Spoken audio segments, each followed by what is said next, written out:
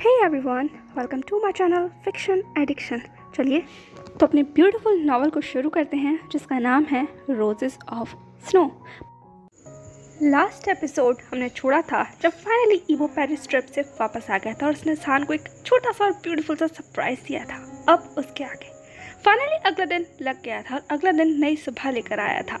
जहान अपने काम के लिए निकल चुका था और इस वक्त इवो था जो इस वक्त घर पर था। ये वैसे जनरली होता नहीं है, जनरली इसका उल्टा होता है, यानी कि जहान घर पर होता है और इवो वर्क पर होता है, पर आज इसका उल्टा था और इवो को बहुत अजीब महसूस हो रहा था। जहान के बिना ये घर लिटरली इवो को खाने के लिए दौड़ रहा था, इसीलिए उसने अपने आप को तैयार किया और वो अपनी मॉम डैड से मिलने के लिए मेन विंग की तरफ निकल गया था। पर इससे पहले कि वो फाइनली अपने घर पहुंच पाता, एक बीच रास्ते में उसे शावा मिल जाती है और जैसे ही वो शावा को देखता है उसके फेस पर एक ब्यूटीफुल सी मुस्कुराहट आ जाती है। नीचे झुककर वो शावा को अपनी बाहों में उठा लेता है और उसके फर को सहलाता हुआ वो उससे उसके दिन के बारे में पूछने लगता है। शावा भी इवो को स्नगल कर रही थी। फाइनली कुछ देर के बाद जैसे ही वो मेन मेंशन में पहुंचता है, लगभग सीहुआ इवो को इस तरीके से देखकर शॉक हो गई थी, क्योंकि ये पहली बार था जब लैनमैन हुआ और सीहुआ इवो के हाथ में इस छोटी सी ब्यूटीफुल कैट को देख रहे थे। सीहुआ ने कहा, माय गॉड इवो, ये कितनी ब्यूटीफुल है, ये तुमने कब ली? ये कहते हुए वो शावा के उन सॉफ्ट फर को सहलाने लगी और शावा भी बस अपनी उन इनोसेंट और बड़ी बड़ी आंखों से सीहुआ की तरफ देखने लगी। इवो ने कहा, माँ एक्चुअली मैंने नहीं ली, आप तो जानती है ना ये काम मेरे नहीं हो सकते। सीहुआ ने कहा, इसका मतलब जान? इवो ने सिर्फ स्माइल दिया और वो अब आगे आकर वही काउच पर बैठ गया था। लैनमैन हुआ भी वही काउच पर बैठकर न्यूज़पेपर पढ़ रहे थे। लैनमैन हुआ ने कहा, इवो तुम कब वापस आए? इवो ने सांस लेते हुए कहा, बस डैड रात में। लैनमैन हुआ ने कहा, इसका मतलब तुमने काम जल्दी निपटा लिया? घर आने की ज़्यादा जल्दी थी तुम्हें, ये पहली बार हो रहा है बेटा, सच में तुम बदल रहे हो। ये कहते हुए लैनमैन हुआ ने फाइनल न्यूज़पेपर फोल्ड कर वही साइड टेबल पर रख दिया था। इसके बाद उन्होंने भी शावाओ को इवो के हाथों में देखा और वो भी शॉक हो गए। उन्होंने कहा, वाह ये तो सच में क्यूट है, और क्या नाम है इस नन्हे मेहमान का? ये कहते हुए वो उसके बालों को सहलाने लगे। इवो ने कहा, इसका नाम शावाओ है। लैनमैन हुआ ने लगभग हंसते हुए कहा, ओह तो ये हमारी जान की मेहमान है, वाह जान की पसंद और वो बिल्कुल एक जैसी ही है। ये कहते हुए मुस्कुराने लगे और उनके मुस्कुराहट को देखकर इवो भी हंसने लगा। कुछ देर तक वो शावा के साथ ऐसे ही खेलते हैं, फिर इवो ने शावा को वहीं ज़मीन पर छोड़ दिया और वो इधर उधर घूमने लगी। इसके बाद इवो ने लैनमैन हुआ की तरफ देखते हुए कहा, डैड अब आप कैसे हैं, सब कुछ ठीक तो है ना? लैनमैन हुआ ने एक लंबी सांस लेते हुए कहा, हाँ मैं ठीक हूँ, डॉक्टर ने मुझे फाइनली ग्रीन फ्लैग दे दिया है तो मैं अब ऑफिस भी आ सकता हूँ। ये कहते हुए लैनमैन हुआ के फेस पर एक बड़ी सी स्माइल थी, लेकिन सीहुआ ने तुरंत मुंह बनाते हुए कहा, चुपचाप घर पर ही रहेंगे आप इधर उधर जाने की हिम्मत भी मत कीजिए और अगर घर से बाहर निकले ना तो मुझसे बुरा कोई नहीं होगा। फिर क्या था, जैसे ही लैनमैन हुआ ने सीहुआ की डांट सुनी, उनके चेहरे से वो मुस्कुराहट कहीं गायब हो गई। उन्होंने लगभग मुंह बनाते हुए कहा, मैं कितने टाइम से घर पर हूँ और अब मुझे सच में बोर फील हो रहा है, इसलिए मुझे ऑफिस जाना है, मुझे कुछ काम करना है वरना मैं बोर हो जाऊंगा। जैसे ही सीहुआ ने ये सुना, उन्होंने कहा, अच्छा तो आपको मेरे साथ रहना बोर लग रहा है, वाह बहुत अच्छा, जाओ अब आप ऑफिस ही जाओ और मेरे पास आने की हिम्मत भी मत करना। ये कहते हुए सीहुआ लगभग मुंह बनाते हुए वहाँ से जा चुकी थी। लैनमैन हुआ ने कहा, अरे इसमें मेरी क्या गलती है, मैं क्या करूँ तुम्हारी माँ का? ये कहते हुए वो इवो की तरफ देखने लगा। इवो ये सब सिर्फ अपने पेरेंट्स के एंटिक्स देख रहा था। उसने कहा, आप ऐसी बातें करते ही क्यों हैं, आप लिटरली उन्हें टीज करना चाहते थे ना? ये कहते हुए लैनमैन हुआ ने कहा, हाँ तुम समझ गए, खैर तुम्हारी माँ नहीं समझी, बाद में उसे समझा दूंगा, वो सारी बातें छोड़ो, जान कहाँ है? ये कहते हुए वो जान के बारे में पूछने लगे। इवो ने कहा, अरे वो हाउसवान के साथ सेट पर है तो वो वहीं काम करने गया हुआ है। लैनमैन हुआ ने कहा, वाह मेरा बच्चा बड़ा हो रहा है। इवो ने कहा, हाँ शायद। ये कहते हुए वो भी एक लंबी सांस लेने लगा। इसके बाद लैनमैन हुआ ने कहा, वैसे इवो मैं तुमसे कुछ कहा था, उसके बारे में क्या सोचा है? इवो ने कहा, डैड एक्चुअली। लैनमैन हुआ ने कहा, क्या? हम लोगों ने डिसाइड किया था ना कि हम जान का बर्थडे बहुत बड़ा सेलिब्रेट करेंगे और सबको बताएंगे तुम्हारे और जान के बारे में। क्या तुमने इस बारे में जान से बात की? एक्चुअली मैंने उनसे कल थोड़ा सा हिंट दिया था पर उसने मुझे कोई ऐसा खास जवाब नहीं दिया, इसलिए मैं तुमसे पूछना चाहता हूँ कि तुमने उससे बात की? इवो ने अपने हाथों को खेलते हुए लगभग धीमी आवाज़ में कहा, डैड वो अभी भी शायद रेडी नहीं है अपना बर्थडे सेलिब्रेट करने के लिए, वो नहीं चाहता। मुझे उसकी बातों से ऐसा ही अंदाज़ा लगा, इसलिए मैं उससे कुछ पूछ ही नहीं पाया और कह ही नहीं पाया। लैनमैन हुआ ने कहा, इवो पर तुम ही हो जो उसे फोर्स कर सकते हो, आई मीन तुम ही हो जो उसे मना सकते हो। इवो ने कहा, डैड मैं उसे मना तो सकता हूँ बट मैं फोर्स नहीं कर सकता और मैं ना ही उसे कभी फोर्स करूँगा। अगर वो नहीं मनाना चाहता तो इट्स ओके, वैसे भी उसके पास शायद अपने और कोई प्लान्स है। लैनमैन हुआ ने कहा, अपने प्लान्स? इवो ने कहा, हाँ डैड उसके पास अपने प्लान है। ये कहते हुए वो फाइनली काउच से खड़ा हो गया था। लैनमैन हुआ ने कहा, अपने प्लान्स हैं तो इसका मतलब तुम लोग हमारे साथ तो रहोगे ना? आई मीन उसे हम घर के अंदर सेलिब्रेट कर ही सकते हैं ना जान का बर्थडे। उसके बाद मैं फाइनल एक बहुत बड़ी पार्टी दे दूंगा, जान के बर्थडे से रिलेटेड नहीं होगी एटलीस्ट, लेकिन तुम लोग के अनाउंसमेंट से रिलेटेड तो हो ही सकती है ना? ये कैसा रहेगा? इवो ने कहा, डैड आप एग्जैक्टली सब कुछ करने के बारे में कब सोच रहे हैं? लैनमैन हुआ ने कहा, ये सब कुछ तुम्हारे ऊपर डिपेंड करता है। मैं तो जान के बर्थडे पर ही सोच रहा था, लेकिन जान अपना बर्थडे सेलिब्रेट नहीं करना चाहता तो एक हफ्ते बाद तब कैसा रहेगा जहान के यूनिवर्सिटी जाने से पहले? इबो ने कहा डैड, इस बारे में तो मैं जहान से ही पूछ कर आपको बता सकता हूँ, लेकिन वो मुझे चाहता है कहीं लेकर जाना अपने बर्थडे पर। ठीक है, तो इबो ने वो सब कुछ बता दिया जो जहान ने उससे कहा था। उन्होंने कहा वाओ, ये तो अमेजिंग है, जहान तुम अपने साथ लेके जाना चाहता है तो कम ऑन बेबी, जाओ और उसको सपोर्ट करो। वो जहाँ जाना चाहता है उसे अपने साथ लेकर जाओ, और वो जो कुछ भी देखना चाहता है उसे सपोर्ट करना, उसके साथ खुश रहना। बस इससे तो बेटर क्या हो सकता है। मैं तो बस जहान को उसके बर्थडे पर खुश देखना चाहता था, अगर वैसे ना सही तो ऐसे ही सही, जाओ तुम दोनों जाके एंजॉय करना। इबो ने कहा देखते हैं, वैसे तो मुझे भी नहीं पता डेस्टिनेशन क्या है, लेकिन जहान चाहता है तो मैं उसके साथ चला जाऊँगा। लैनन ने कहा बहुत अच्छे, यही तो होता है पार्टनर का सपोर्ट। और हाँ, वहाँ जाकर खूब मस्ती करना, यहाँ की सारी टेंशन छोड़ देना, मैं सब कुछ संभाल लूँगा। इबो ने कहा थैंक यू डैड। लैनन हुआ ने सिर्फ नोट करते हुए कहा एवरीथिंग फॉर यू बेबी। लैनन हुआ के मुंह से ऐसा वर्ड सुनकर इबो लिटरली ब्लश कर गया था। उसने कहा डैड, आप अभी मुझे क्या कहकर बुला रहे हैं? लैनन हुआ ने लगभग मजाक उड़ाते हुए कहा क्यों, तुम तो मेरे लिए मेरे बेबी ही हो ना, अब तुम्हें शर्म आ रही है क्या? तुम एम्बेरस फील कर रहे हो? इबो ने कहा आपने मुझे ऐसे कभी नहीं बुलाया, तो प्लीज़ आप मुझे इबो कहकर ही बुलाइए, ये बेबी मुझे सूट नहीं करता प्लीज़। ये कहते हुए थोड़ा हकलाने लग गया था, और इबो की ये साइड देखकर लैनन हुआ को बहुत मजा आ रहा था, इसीलिए उन्होंने टीज करते हुए कहा इसका मतलब जहान तुम्हें बेबी कहकर बुलाएगा तो तुम्हें अच्छा लगेगा, और मैं तुम्हें कहकर बुला रहा हूँ तो तुम्हें अच्छा नहीं लग रहा। कैसे दिन आ गए हैं, बच्चों को अपने पेरेंट्स की बात अच्छी नहीं लगती। ये कहते हुए वो बड़ा चढ़ाकर बात करने लगा। इबो सिर्फ ने घूर रहा था और लगभग सर झटकते हुए वो वहाँ से भाग गया। उसने कहा आज के बाद आप मुझे कभी बेबी कहकर नहीं बुलाएंगे, जहान मुझे बुला सकता है पर आप नहीं। ये कहते हुए लगभग चीखता हुआ वहाँ से बाहर भाग गया था, और उसके पीछे पीछे शाओ भी। लैनन हुआ जोर जोर से हंस रहे थे, और उनकी ऐसी आवाज़ सुनकर सीवा भी नीचे उतर कर आ गई। उन्होंने मुँह बनाते हुए कहा हाँ, तुम मुझे कमरे में भेजने के बाद तुम दोनों मस्ती कर रहे थे, ऐसी क्या बात कर रहे थे जिससे आपको इतनी हंसी आ गई? लैनन हुआ ने कहा बस आओ मेरे पास बैठो, मैं तुम्हें बताता हूँ। इसके बाद वो सारी बातें जो कुछ भी इबो के साथ हुई थी वो सब कुछ सीहुआ को बता दिया लैनन हुआ ने। सीहुआ ने कहा वाह जान, सच में मज़ा आएगा, इन दोनों को सच में एक दूसरे के साथ टाइम स्पेंड करना चाहिए। मुझे लगता है अब वक्त आ गया है कि दोनों अपने मकाम को, अपने रिश्ते को किसी नए लेवल पर लेकर जाए। मैं खुश हूँ दोनों के लिए। ठीक है, तो वो फाइनली उन्होंने लैनन हुआ को हक कर लिया था, और लैनन हुआ ने भी सीहुआ को थाम दिया था। लैनन हुआ ने कहा लेकिन फिर भी मैं जहान की और इबो की मैरिज को सबके सामने अनाउंस करना चाहता हूँ, इससे उन दोनों को भी बहुत ज़्यादा सपोर्ट मिलेगा। अब उन लोगों को किसी के सामने छपने की ज़रूरत नहीं होगी, स्पेशली शाओ फैमिली के आगे। जहान को स्ट्रॉन्ग सपोर्ट चाहिए और इबो वो उसे प्रोवाइड करवाएगा। कैसा रहेगा अगर हम लोग न्यू ईयर से पहले ये सब कुछ करें?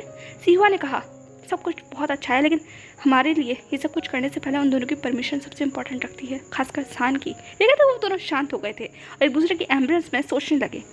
वहीं फाइनली अब एक दिन के बाद एक बहुत बड़ा मेजर इवेंट शूट होने जा रहा था, या यूँ कहो इस वक्त एक स्टोर की ओपनिंग होने वाली थी जिसका शोर पूरे चाइना में हो रहा था। ब्लैक रोज अपना एक बहुत बड़ा स्टोर लॉन्च कर रहा था, और जगह जगह एक ही नहीं काफ़ी सारे स्टोर लॉन्च होने वाले थे। हर सिटी के अंदर लगभग एक स्टोर था, और ये बहुत बड़ी ओपनिंग थी। इसके लिए सारी मीडिया के रिपोर्टरों की नज़रें इस वक्त स्टोर के ऊपर थी, और फर्स्ट लुक के लिए सभी लोग बेताब थे। सब जानना चाहते थे कि स्टोर का फेस कौन होने वाला है, क्योंकि अभी तक ये रिवील नहीं किया गया था। उस पार्टी में बहुत सारे सेलिब्रिटीज़ को बुलाया गया था। सेलिब्रिटीज़ के साथ कुछ पॉलिटिशियंस भी थे, पॉलिटिशियंस के साथ साथ वहाँ पर मेजर मीडिया के लोग और भी बहुत सारे दिग्गज लोग वहाँ पर आए हुए थे, जो भी इस पूरी सिटी के अंदर अपनी एक इम्पॉर्टेंस रखते हैं, या यूँ कहो जो भी रिच लोग थे, हाउशवान से जुड़े हुए, जियांग से जुड़े हुए, वो सब लोग वहाँ पर आए हुए थे। फैशन इंडस्ट्री के भी काफ़ी सारे लोग आए हुए थे। इसका मतलब बहुत बड़ा मजमा लगा हुआ था इस बहुत बड़े स्टोर की ओपनिंग के लिए, इसीलिए बहुत सारे लोगों की निगाहें वहाँ पर थी। और हो भी क्यों ना, आखिरकार ऐसा मौका हर रोज़ रोज़ थोड़ी ना आता है।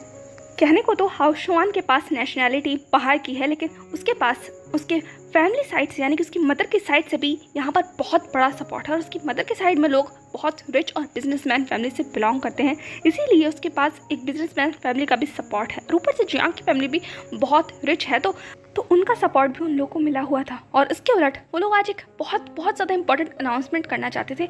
उस अनाउंसमेंट के लिए सारी फैमिली मेम्बर्स भी वहाँ पर आए हुए थे, तो एक बहुत बड़ा इवेंट था। धीरे धीरे फाइनली सब लोग वहाँ पर आ गए थे। रात के 9 बजे फाइनली फर्स्ट लुक का रीओपन करने वाला था। यूँ कहो सभी डिज़ाइनर के साथ रैंप पर वॉक होने वाला था। सभी लोग अपने अपने ग्रीन रूम में तैयार हो रहे थे। ज़ीही ज़ूचैंग को बिल्कुल परफेक्ट कपल की तरह तैयार किया गया था, एक स्मोकी कपल। उसके बाद न्यूज़ैंग और वैनिंग को बहुत इनोसेंट ड्रेस दी गई थी, उनका कलर बिल्कुल लाइट था, उनके पेयर की तरह। उसके बाद जियांग और हाउशवान भी रेडी थे। स्पेशली हाउशवान, उसको तो सबसे ज़्यादा स्पेशल नज़रों के सामने रहना था, इसलिए उसकी ड्रेस भी बहुत ही ज़्यादा ब्यूटीफुल थी। जियांग भी बहुत ज़्यादा स्टनिंग लग रहा था।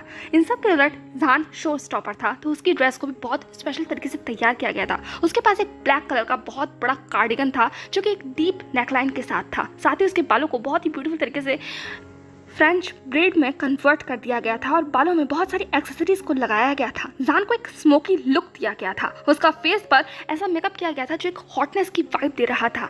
रेड और ब्लैक कलर का पेंट उसके ईयर एरिया के साइड किया गया था और आंखों को स्पेशली हाईलाइट किया गया था बहुत सारे स्पार्कल्स और बहुत सारे राइनस्टोन के साथ। इस वक्त जान एक सच में ऑथेंटिक ब्यूटी लग रहा था, ऐसी ब्यूटी जिसके अंदर एक हॉटनेस भी है और उसके उलट वो एक एंजल भी है, लेकिन डार्क एंजल। हाउसवान ने जान की ड्रेस को ठीक करते हुए कहा, जान तुम सच में स्टनिंग लग रहे हो, तुम्हें शो स्टॉपर के लिए सच में परफेक्ट फेस हो, लेकिन सब कुछ ध्यान रखना, जो कुछ किया है मतलब जो कुछ डिसाइड किया है वैसे ही करना। सब लोग बहुत ज़्यादा स्टनिंग लग रहे हो तो आज का शो सबसे ग्रेट होना चाहिए। हर यू गेट दैट? ठीक है, तो हाउसवान ने एक लंबी सांस ली और लगभग चिल्लाते हुए कहा। बाकी सब लोगों ने भी चिल्लाते हुए जवाब दिया, yes I get it, we get it, हम लोग बहुत अच्छा करेंगे। ठीक है, तो सब लोग बहुत ज़्यादा एक्साइटेड नजर आ रहे थे और ब्यूटीफुल भी। हाउसवान ने कहा, जब ऐसी टीम हो तो एक्साइटेड और ब्यूटीफुलनेस की तो तड़का लगना ही है, लेकिन वैसे यांग से किसी की बात हुई, वो कब तक आने वाला है? उसकी ड्रेस भी यहाँ पर तैयार रखी है, क्या वो आएगा? जान ने कहा, चिंता मत कीजिए, मेरी यांगा से और फैंक्शन से बात हो चुकी है, दोनों बाहर गए हुए थे लेकिन वो वक्त से पहले यहाँ आ जाएंगे, तो आप चिंता मत कीजिए, शो खत्म होने से पहले पहले वो यहाँ आ जाएंगे। हाउसवान ने कहा, थैंक गॉड वो आ जाए। और उसके उलट वो सब बातें छोड़ो, ईबो को उसका क्या हुआ? क्या वो तुम्हारे साथ रैंप पर चलने के लिए तैयार है? ठीक है, तो वो हाउसवान जान से पूछने लगा। जान ने कहा, लिटरली का मुझे नहीं पता, वो कल से मुझे अवॉइड कर रहे हैं, मैं उनसे कितनी बार पूछ चुका हूँ, लेकिन जब भी मैं पूछता हूँ वो सिर्फ मना कर देते हैं, तो मुझे लगता है आपको ऑल्टरनेटिव ढूंढ लेना चाहिए जो मुझे पेयर करे और आपकी ड्रेस को कॉम्प्लीमेंट। ठीक है, तो वह जान मॉकिंगली हंसने लगा, लेकिन उसकी आंखें थोड़ी सी उदास नजर आ रही थी।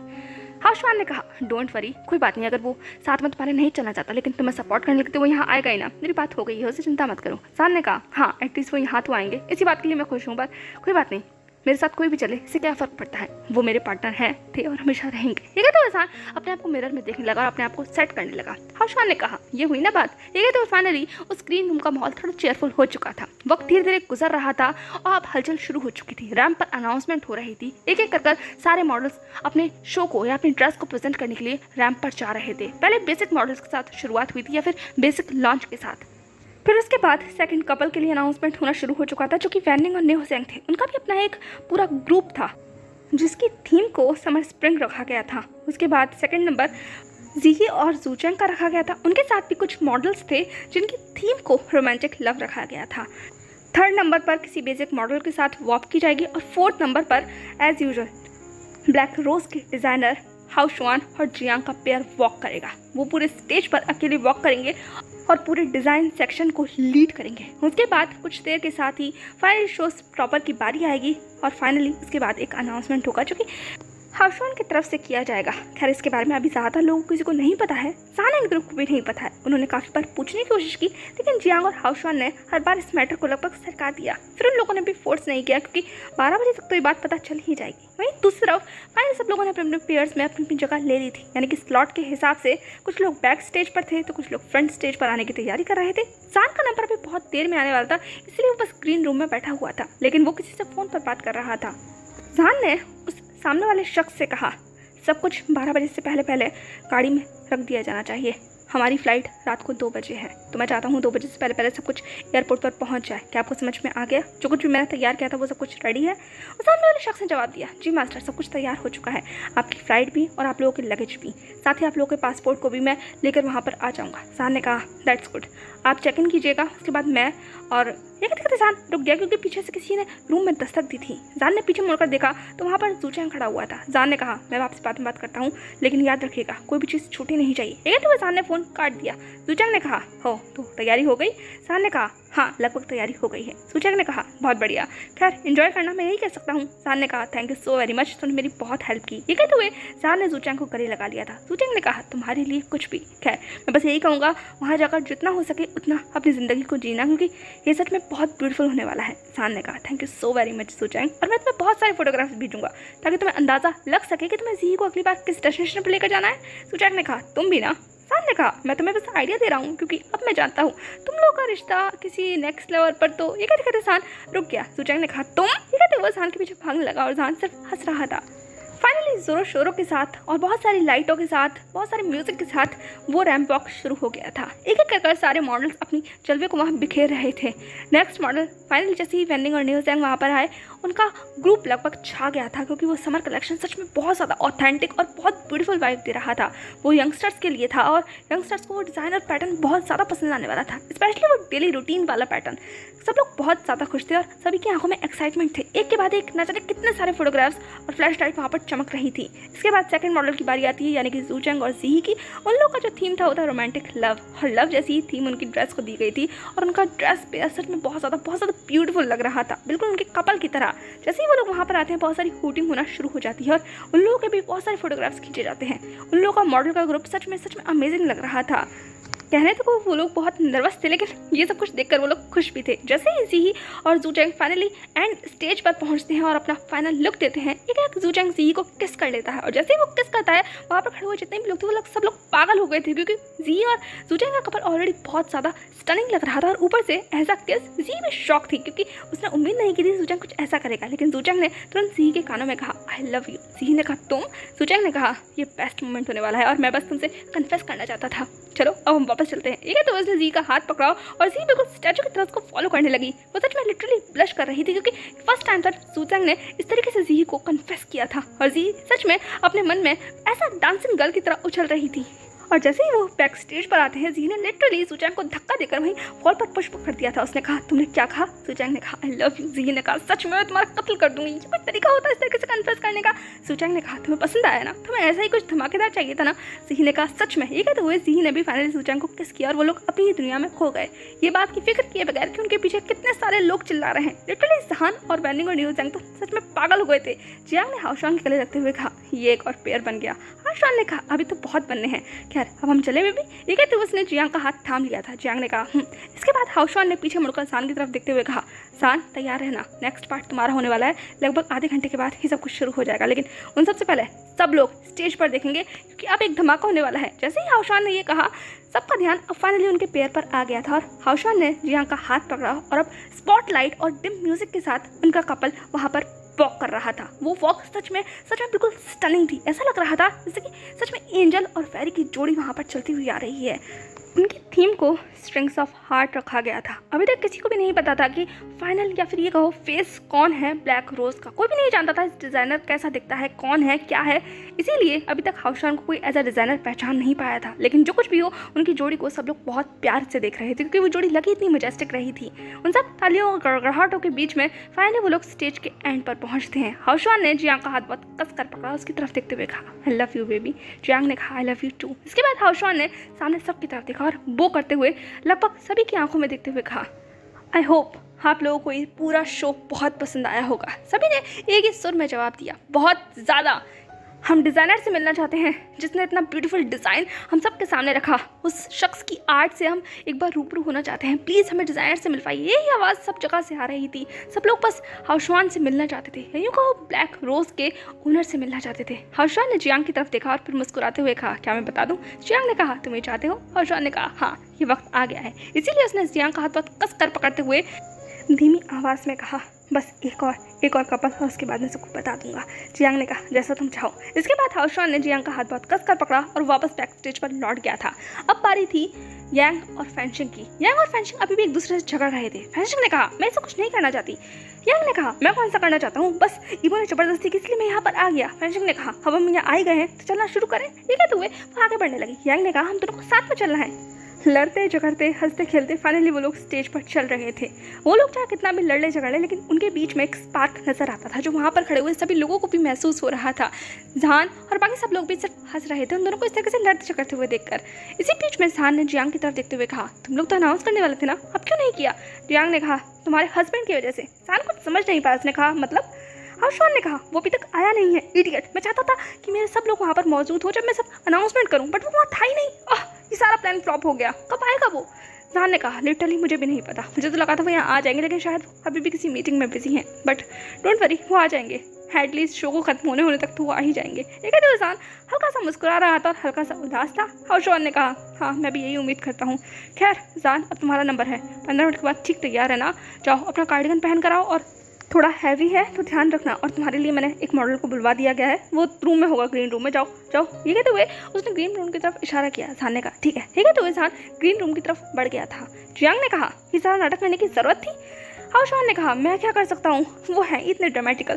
खैर मैं तो सिर्फ अपने फ्रेंड का साथ दे रहा था। ये कहते हुए उसने जियांग का हाथ पकड़ लिया। फाइनली सान ग्रीन रूम में आ गया था, लेकिन ग्रीन रूम का नज़ारा देखकर वो लगभग शॉक हो गया। वहाँ पर एक टॉल और हैंडसम शख्स खड़ा हुआ था जिसने बहुत ही ब्यूटीफुल तरीके से हाउशॉन की बनाई हुई ड्रेस को पहन रखा था। वो लिटरली रेड हॉट कलर था, साथ ही ब्लैक डिटेलिंग के साथ, जैसे कि कॉलर एरिया पर, शर्ट के ब्रोच पर, कार्डिगन की एंड लाइंस पर, और साथ ही साथ पैटर्न और डिज़ाइन में भी ब्लैक कलर को शामिल किया गया था। इसीलिए कुल मिलाकर वो ड्रेस रेड और ब्लैक का रॉयल और ईथरल कॉम्बिनेशन लग रही थी। सान कुछ देर के लिए वहाँ पर ऐसे ही शॉक खड़ा रहता है, क्योंकि वो मॉडल चाहे कुछ भी हो, कैसा भी हो, लेकिन पीछे से देखने में सच में बहुत अट्रैक्टिव और हॉट लग रहा था। सान ने अपने मन में कहा ये तो सच में हॉट है। ये कहते हुए सान फाइनली आगे बढ़ गया था। उसने बिना उस मॉडल की शक्ल देखते हुए कहा you are such a hot person, कौन हो तुम सच में अमेजिंग लग रहे हो। हाउशॉन का ड्रेस तुम पर सूट कर रही है। वहीं दूसरी तरफ उस मॉडल का लगभग चेहरा बन गया था, उसके फेस पर मास्क था। सान ने कहा हाउशॉन ने सच में इसमें बहुत अच्छा काम किया और ये तुम्हारी बॉडी पर बहुत अच्छे से सूट हो गई है। ये कहते हुए सान उस मॉडल के बाइसेप्स को टच करने लगा, और वहीं दूसरी तरफ उस मॉडल की आंखें धीरे धीरे करके डार्क हो रही थी। जान लिटरली अब अपने उस कार्डिगन को पहनने लगा और वो अपने आप में ही बड़बड़ा रहा था। यही को उस मॉडल से बातें कर रहा था कि उससे भी ज्यादा उसकी तारीफें कर रहा था। और जैसे जैसे जान उसकी तारीफें कर रहा था, उस मॉडल की आंखें लिटरली डार्क होती चली जा रही थी। जान ने उस मॉडल की तरफ देखते हुए कहा हाउशॉन ने मुझे तो कोई मास्क नहीं दिया, पर तुम्हें इस तरीके से मास्क क्यों दिया है। खैर मेरा नाम शाहजहान है, तुम्हारा नाम क्या है। जैसे ही जान ने अपना हाथ आगे बढ़ाया, फाइनली उस मॉडल ने मुड़कर जान की तरफ देख लिया था, और जैसे ही उसने जान की तरफ देखा, जान की लगभग सांसें रुक गई। बेशक उसका चेहरा उस मास्क से ढका हुआ हो, लेकिन जान इन आंखों को कहीं भी पहचान सकता है, कहीं भी, अंधेरे में, उजाले में, भीड़ में, शायद अकेले में, या फिर किसी भी परतों के बीच में। और जान अब भी पहचान गया था, इसलिए उसने अपनी लड़खड़ाती हुई आवाज में कहा गा क्या आप है। वहीं दूसरी तरफ लान वांग ने अपना एक कदम आगे बढ़ाया, 2 कदम आगे बढ़ाया, 3 कदम आगे बढ़ाया, और तब तक अपने कदमों को आगे बढ़ाता रहा जब तक जान फाइनली दीवार से टच नहीं हो गया। जान की आंखें लिटरली शिवर कर रही थी। इबो ने कहा तो तुम्हें ये मॉडल हॉट लगा। जान ने कहा मुझे पता नहीं था। इबो ने कहा अच्छा तो तुम्हें पता नहीं था, इसका मतलब तुम किसी के साथ ऐसे ही फ्लर्ट करोगे। अगर ये मैं नहीं होता तो तुम किसी और की ऐसी ही तारीफें करते। जान ने कहा नहीं कहा, ऐसा कैसे हो सकता है, मैंने तो आपको पीछे से ही पहचान दिया था। ठीक है, तो जान सिर्फ झूठ बोलने की कोशिश कर रहा था, पर उससे बोला नहीं जा रहा था क्योंकि उसकी आंखें उसकी गवाही दे रही थी। इबो ने जान को लिटरली उस कॉर्नर में केज कर लिया था। उसने कहा अच्छा तो तुम मुझसे झूठ बोलोगे जैसे मैं तुम्हारी आंखें पढ़ नहीं सकता। जान ने कहा गा मैं तो सिर्फ तारीफ कर रहा था क्योंकि हाउशॉन की ड्रेस सच में बहुत अच्छी लग रही थी और आप पीछे से देखने में सच में किसी मॉडल की तरह लग रहे थे। मुझे नहीं लगा था ये आप। पर इससे पहले कि वो अपनी बात आगे क्या पाता, इबो ने लिटरली जान के लिप्स को कैप्चर कर लिया था और बहुत फीरियसली उसे किस करने लगा। यही को उसकी जेलसी बाहर निकल कर आ रही थी, जैसे कि जान ने भी तारीफ की थी उस अननोन मॉडल की, जो कि कैसे भी कहो था तो इबो ही, लेकिन कुछ भी हो इबो की जेलसी इस वक्त जान के किस के थ्रू बाहर आ रही थी। जान ने इबो को लगभग पुश करते हुए कहा मुझे हमें मतलब हम दोनों को अभी रैंप पर जाना है और आप इस टाइम पे ये नहीं कर सकते। इबो ने कहा क्यों नहीं कर सकता, तुम इस मुंह से कुछ भी बड़बड़ कर सकते हो और मैं तुम्हारे इस मुंह को बंद नहीं कर सकता, तुम्हारी हिम्मत कैसे हुई। जान ने कहा गा आप ही के बच्चों ऐसी बातें कर रहे हैं, मैं तो सिर्फ लिटरली किसी आर्ट की तारीफ कर रहा था। मैं सिर्फ एक पर्सन की नहीं, मैं उस मॉडल की तारीफ कर रहा था जिसने ये ड्रेस पहनी हुई है, और ये ड्रेस आपने पहनी हुई है तो प्लीज़ माय हैंडसम हस्बैंड इस तरह से जेलस होने की कोई ज़रूरत नहीं है। बाकी मैं आपसे बहुत प्यार करता हूँ, बहुत ज़्यादा, आप ही मेरे हैंडसम हंक हैं, आपके अलावा कोई और नहीं हो सकता। ठीक है, तो जान अपनी चिकनी चुपड़ी बातें करने लगा और वो सिर्फ उसे घूर रहा था। बाकी उसका मन तो बहुत कर रहा था कि उस जान को पनिश करे, लेकिन अभी सच में टाइम नहीं है। वो दोनों अपने इस ब्यूटीफुल एम्ब्रेस में केज थे ही तभी पीछे दरवाजे पर नॉक होता है। दोनों ने मुड़कर पीछे देखा तो सामने हाउशॉन खड़ा हुआ था। हाउशॉन ने कहा love birds sorry to disturb you, लेकिन स्टेज तुम्हें बुला रहा है, क्या आप चलने के लिए तुम दोनों तैयार हो। इबो ने हाउशॉन की तरफ देखा, फिर जान की तरफ, फिर अपने चेहरे से उस मास्क को उतारते हुए कहा मैं ये मास्क नहीं पहनने वाला। हाउशॉन ने कहा तुम श्योर हो। इबो ने कहा हाउशॉन ने कहा ओके मैं तो सिर्फ तुम्हारी सेफ्टी के लिए सब कुछ कर रहा था, लेकिन अगर तुम ही मीडिया के सामने से आना चाहते हो तो यू आर वेलकम बॉस, आओ जल्दी आ जाओ। इबो ने कहा आता हूँ तुम बाहर जाओ। हाउशॉन ने कहा हे कुछ गड़बड़ मत करना, मैंने जान को बहुत मुश्किल से उन सारी हिकीज को छुपाया और अब मैं कुछ गड़बड़ नहीं चाहता। इबो ने कहा वो मेरा हस्बैंड है, मैं उसे कितनी भी सारी हिकीज दे सकता हूँ और ये सब कुछ दुनिया देख ले तो इससे क्या फर्क पड़ता है, वैसे भी मैं उसके साथ हूँ तो किसी को कोई कुछ कहने की जरूरत नहीं है। ठीक है, तो वही बोले लिटरली जान की सारी गर्दन पे से उस फाउंडेशन को साफ कर दिया था जहाँ उसने अपनी हिकीज को दिया था और हाउशॉन ने बहुत मेहनत कर उनको छुपाया था। हाउशॉन ने कहा लिटरली लान वांगी वो तुम सच में बहुत पैथेटिक हो, ये भी कुछ होने का टाइम है, मैं क्या करूँ तुम दोनों का, तुम्हें मॉडल बनाना ही नहीं चाहिए था। ठीक है, तो हाउशॉन बुड़बुड़ाते हुए वहाँ से जा चुका था। इबो एक एक करके जान की पूरी गर्दन की सारी हिकीज को साफ कर चुका था। फाइनली जैसे ही सान की सारी हिकीज साफ हो जाती हैं और वो लव बाइट्स बहुत क्लियरली विजिबल होना शुरू हो जाती हैं, अब जाकर ईबो के फेस के ऊपर एक सेटिस्फेक्शन वाली स्माइल आती है। उसने कहा, अब हुई ना बात, अब लग रहे हो तुम बिल्कुल परफेक्ट। वहीं सान अपनी आंखों को खोलकर और लगभग मुंह को बड़ा कर ईबो की तरफ दिख रहा था। उसने कहा, सच में कहा। ये कहते हुए वो अपने आप को शीशे में देखने लगा। ईबो ने भी अपना सर सान की गर्दन में रख लिया था और वो सान के उस ब्यूटीफुल सेंट को इनहेल करने लगा। उसने कहा, तुम ऐसे ही ज़्यादा खूबसूरत लगते हो। और सान अपने सिर्फ उन हिकीज के ऊपर हाथ फेर रहा था। उसने कहा, आप सच में बहुत ज़्यादा अजीब है, आपके शौक भी बहुत अजीब है। खैर ये सारी बातें छोड़िए, आप चले हम। ये कहते हुए उसने फाइनली ईबो की हाथों के साथ अपने हाथों को इंटरवाइन कर लिया था और दोनों अब स्टेज की तरफ निकल गए थे। और अगले ही पल शो स्टॉपर वहाँ रैंप पर था। उस स्पॉटलाइट्स के अंदर दोनों की जोड़ी सच में ऐसी लग रही थी जैसे कि खुद स्वर्ग से उतरकर एक एंजल और एक डेविल की जोड़ी खड़ी हुई हो। लान वांग ईबो और शाओ वी सान दोनों ही बिल्कुल परफेक्ट पार्टनर की तरह लग रहे थे, जैसे कि मेड फॉर ईच अदर। और उनके कपल ने लगभग सबकी धड़कनों को रोक दिया था। सब लोग बस आंखें खोलकर इस ब्यूटीफुल और इथरल कपल को देख रहे थे। सबने एक्सपेक्ट किया था कि शो स्टॉपर कोई लड़का या लड़की होंगे, लेकिन यहाँ इसके उलट ये दो नौजवान लड़के खड़े हुए थे और वो देखने में बिल्कुल किसी क्या कही जाए, परफेक्ट वर्ड किसी के पास भी नहीं थे, क्योंकि वो सच में ब्रेथ टेकिंग थे। जैसे जैसे वो लोग स्टेप आगे बढ़ा रहे थे, उनका परफेक्ट फीचर और ऊपर से मॉडल जैसा लुक, गॉर्जियस फिजिक, आंखें एकदम से फायर और चेहरा जैसे कुदरत का बनाया हुआ एक नायाब करिश्मा, सभी की धड़कनें लगभग रोकने के लिए काबिल। जैसे ही वो लोग फाइनल स्टेज पर पहुंचते हैं और एक परफेक्ट पोज देते हैं, ईबो ने ज़ान की वेस्ट में हाथ डाला और ज़ान ने ईबो की नेक में। दोनों एक दूसरे की आंखों में देखने लगे और ये था उनका शो स्टॉपर लुक। पर ये लुक और ये चर्चा तब और ज़्यादा बढ़ जाती है जब लोगों ने फाइनली पहचानना शुरू किया। सब लोग लिटरली क्रेजी हो गए थे, क्योंकि सामने कोई और नहीं बल्कि द लान वांग ईबो है। इस शहर का सबसे अमीर और चर्चित इंसान इस वक्त स्टेज पर है, वो भी किसी लड़की को अपनी बाहों में इस तरीके से लिए हुए और जिस तरीके से दोनों एक दूसरे की आंखों में देख रहे हैं। शब्दों के द्वारा अगर कहा जाए तो उन लोगों के बीच में स्पार्क ऑटोमेटिकली बोल रहा है। उनकी केमिस्ट्री, उनका लव आंखों ही आंखों में सब लोग समझ सकते हैं, पर कैसे कहें, क्योंकि ये कहना बहुत अजीब लग रहा था कि शहर का सबसे बड़ा इंसान एक लड़के को अपनी बाहों में कुछ इस रोमांटिक पोज में लेकर खड़ा है। क्या इन दोनों के बीच में कुछ है? क्या शहर का सबसे बड़ा इंसान, सबसे अमीर इंसान एक ये है? और ऊपर से उसके बीच में या उसके बगल में जो लड़का खड़ा हुआ है वो भी किसी ब्यूटी से कम नहीं है। उसकी भी ब्यूटी के ऊपर न जाने कितने सारे लोगों का दिल आ गया था और पहचानना उसे भी मुश्किल नहीं हुआ, क्योंकि वो शाओ वी सान है, the rising star, the new model, the face of beautiful colon, जिसकी रेंज अभी भी मार्केट में हल्ला मचा रही है। और कार्डॉन के साथ वो किस्सा कैसे लोग भूल सकते हैं? यादें फिर से ताज़ा हो गई, पर इस बार ज़ान की बाहों में कोई और नहीं बल्कि लान वांग ईबो है। कार्डॉन से रिप्लेस होता हुआ इस वक्त लान वांग ईबो के साथ भी ज़ान की जोड़ी बिल्कुल फायर की तरह लग रही है। और अब लोग क्या कह सकते हैं? क्या वो अब भी ये कह सकते हैं कि दोनों रिलेशनशिप में? दबे शब्दों में तो लोग कह ही रहे थे, लेकिन खैर ज़ान और ईबो तो अभी भी अपनी दुनिया में ही मस्त थे, एक दूसरे के अंदर खोए हुए। तभी ज़ान ने और ज़्यादा करीब ईबो को अपने खींचते हुए कहा, आप तैयार हैं? ईबो ने भी ज़ान की आंखों में देखते हुए कहा, किस चीज़ के लिए? ज़ान ने कहा, मेरे साथ चलने के लिए। ईबो ने कहा, हमेशा।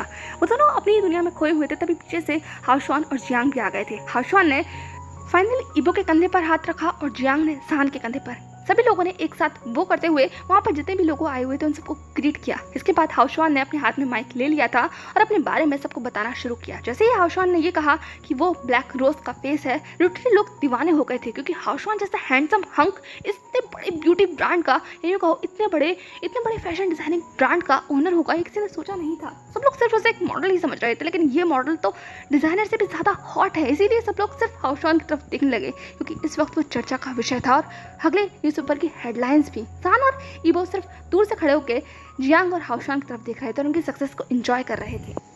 सो हे एवरीवन, आई होप मैंने आप लोगों को बोर ना किया हो। तो प्लीज़ ज़रूर बताइएगा कि आज का चैप्टर आपको कैसा लगा, और वीडियो को प्लीज़ लाइक कर दिया कीजिए। प्लीज़ लाइक किए के बगैर मत जाया कीजिए। अगर आप भूल जाते हैं तो वीडियो स्टार्ट होने से पहले ही लाइक कर दिया कीजिए। ओके, मिलते हैं नेक्स्ट पार्ट में। तब तक प्लीज़ मुझे बताना मत भूलिएगा कि आपको आज का वीडियो कैसा लगा। Okay, bye bye.